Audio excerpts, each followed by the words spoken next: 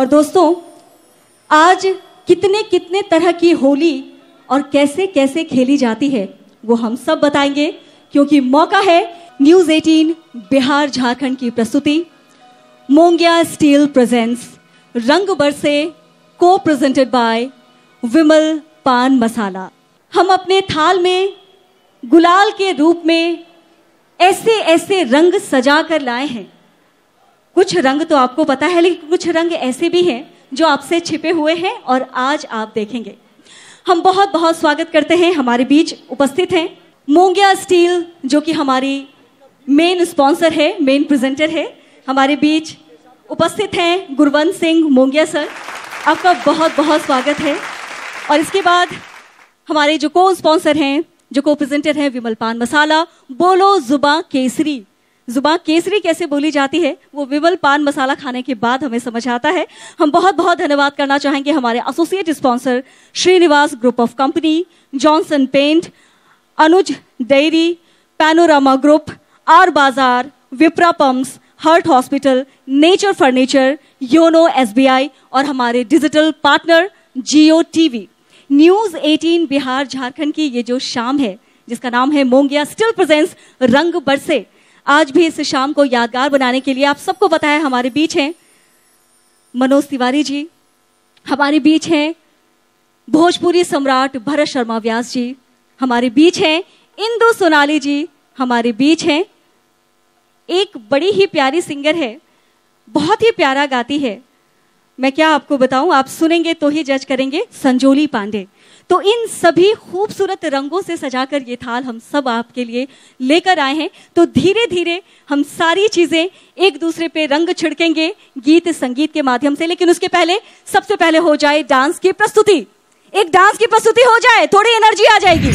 बिहार के महामहिम राज्यपाल श्री लालजी टंडन जी हम सबके बीच उपस्थित हैं और इस कार्यक्रम की गरिमा बढ़ा रहे हैं। हम सबसे अनुरोध करेंगे कि यहाँ मंच पर आकर हम दीप प्रज्वलन के माध्यम से कार्यक्रम को एक विधिवत शुरुआत करें। और इसके लिए मैं निवेदन करूंगी हमारे महामहिम राज्यपाल श्री लालजी टंडन, न्यूज़ 18 के ऑपरेशनल हेड मधुसूदन मांडा सर से मैं रिक्वेस्ट करूंगी, न्यूज़ 18 बिहार के एडिटर प्रभाकर कुमार सर से मैं रिक्वेस्ट करूंगी, हमारे national head sales Harshvardhan Dwivedi ji हमारे बीच हैं। मैं आप सबसे रिक्वेस्ट करूंगी कि दीप प्रज्वलित कर इस कार्यक्रम को हम एक विधिवत शुरुआत दें।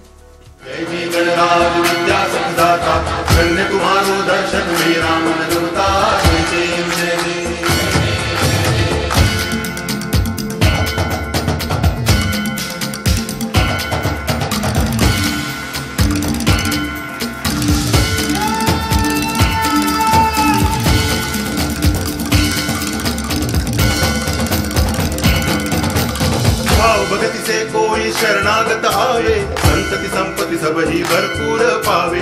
ऐसे तुम महाराज मोको अति भावे, गोसावी नंदन निज दिन गुण गावे। जय देव जय देव, जय जय जी गणराज विद्या सुखदाता, धन्य तुम्हारो दर्शन मेरा मन रमता। जय देव जय देव।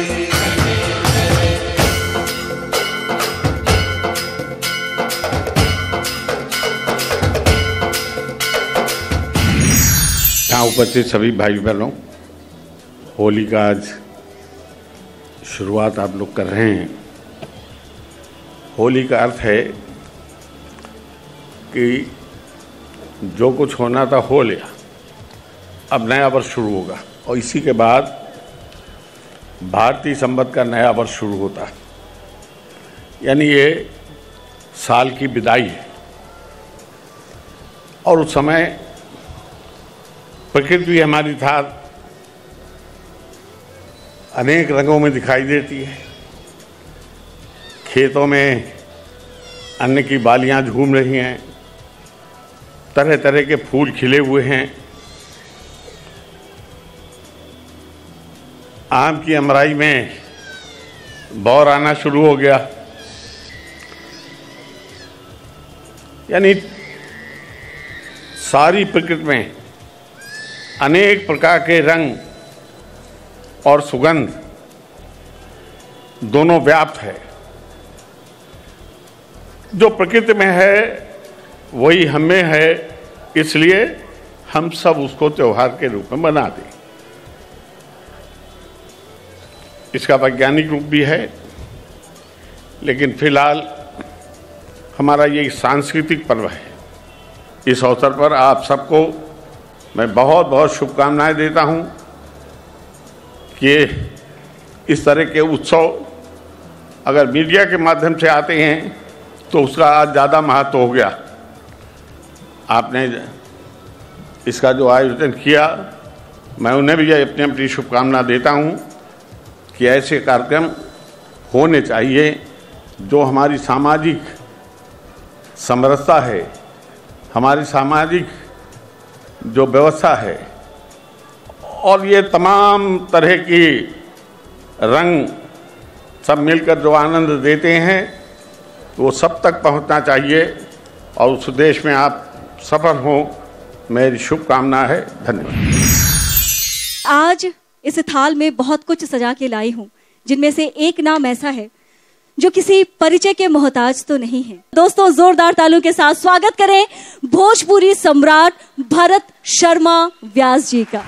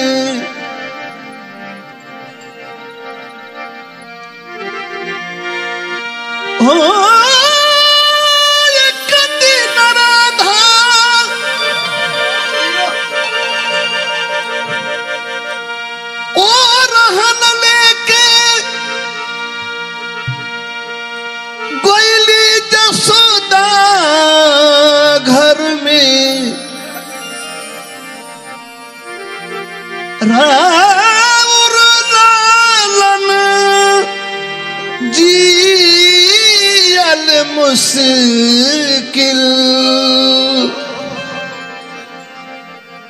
कैले नगर में रंग बरसे रे आज बरसाना,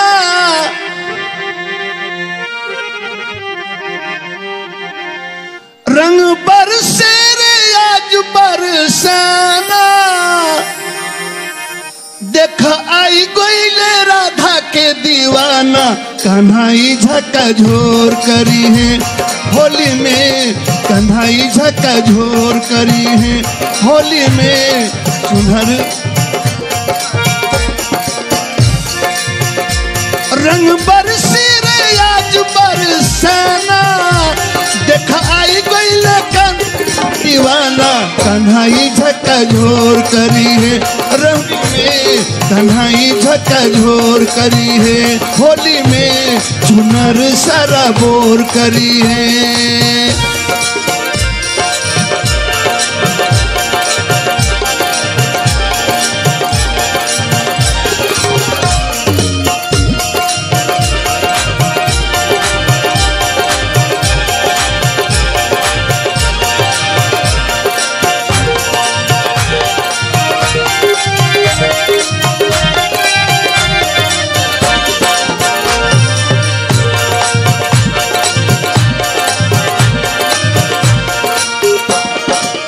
भगिहा हो जनी गोपी जनी भगिहा, लगी हा तू कान्हा से लगी हा,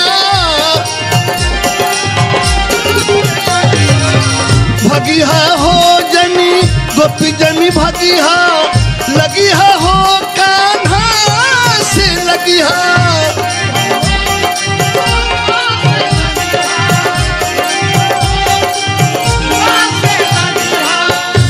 आज देख ली सौसे जमाना, आज देख ली सौसे जमाना, देख आई कोई दीवाना। कन्हई झकझोर करी है होली में, चुनर सराबोर करी है होली में, चुनर सराबोर करी है।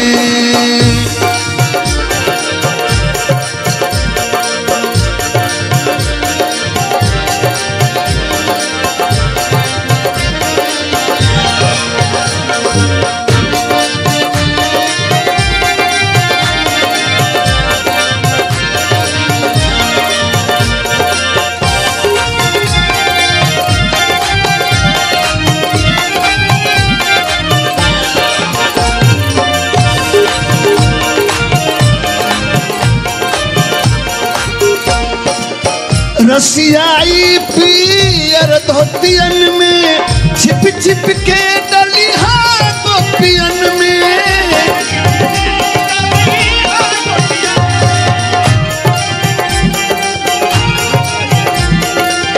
रसिया हो पियर धोतियन में, छिप छिप के डली गोपियन में।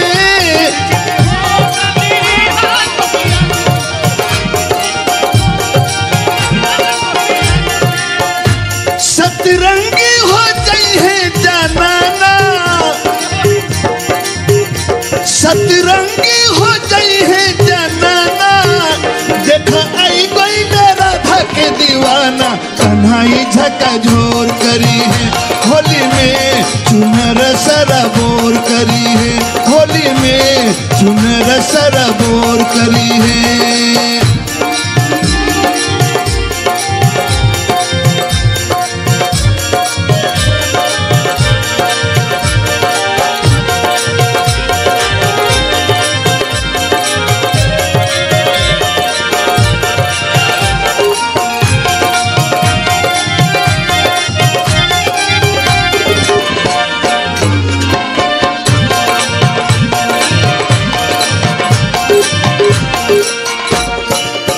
रंग में रंग है रंग जवाई, तनिको ना करी है पर है जवान।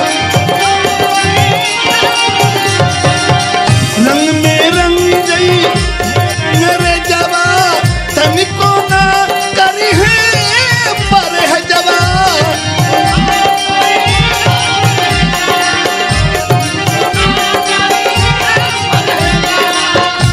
आज गोकुल के मर्दाना,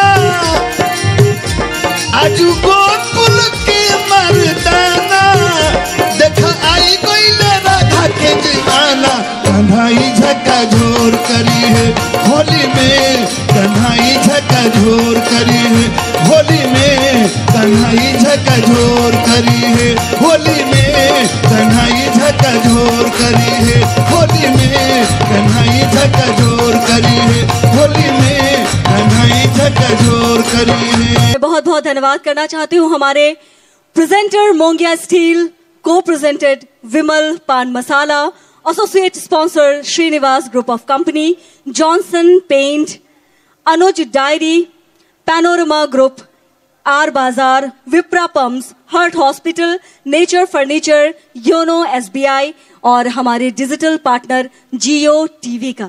भोजपुरी के महानायक सुपरस्टार यानी कि मनोज तिवारी जी का क्या संबंध है, ये हमारे जो मनोज तिवारी जी हैं वही अपने मृदुल सी जुबान में आप सबको बताएंगे। तो मैं बहुत ज्यादा समय नहीं लेते हुए आप सबके बीच जोरदार तालियों के साथ स्वागत करती हूँ भोजपुरी के महानायक सुपरस्टार मनोज तिवारी जी का। गौरी संगलिए शिव शंकर खेलत फागे, शिव शंकर खेलत फागे। अवध में राम सिय होरी खेलत है,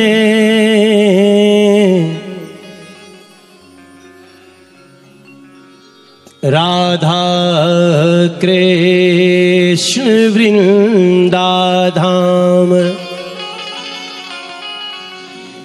काशी में शिव खेलत होली,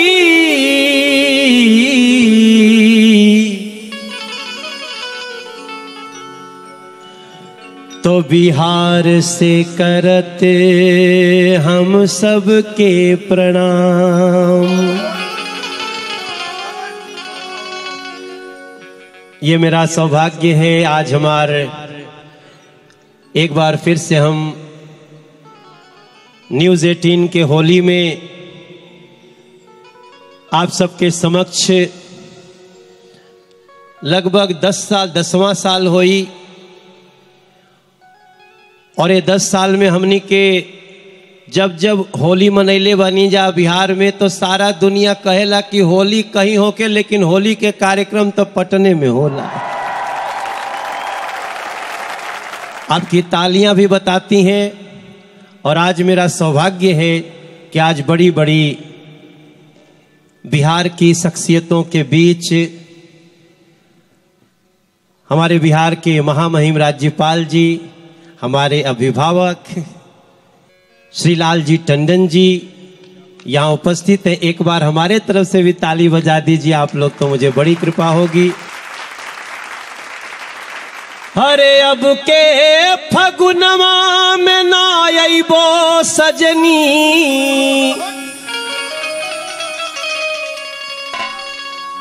सब कोई होली खेलता। ये धरती पे भी होली खेलने बाटे लोग, राम जी शिव जी के नहीं खेलने, हनुमान जी भी होली खेलनी। लेकिन एगो व्यक्ति कहता अपने मेहरारू से कि हम एह साल तोरे संगे होली नहीं खेलब। ओकर मेहरारू कहतिया कैसे नहीं खेलब, अकेले हम कैसे होली मनाई।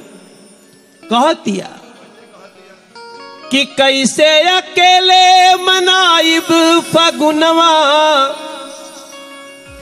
घर नहीं खिसखिया सहेली हो, उड़ के जहजिया से आ जाए सैया, हम बानी घर में अकेली।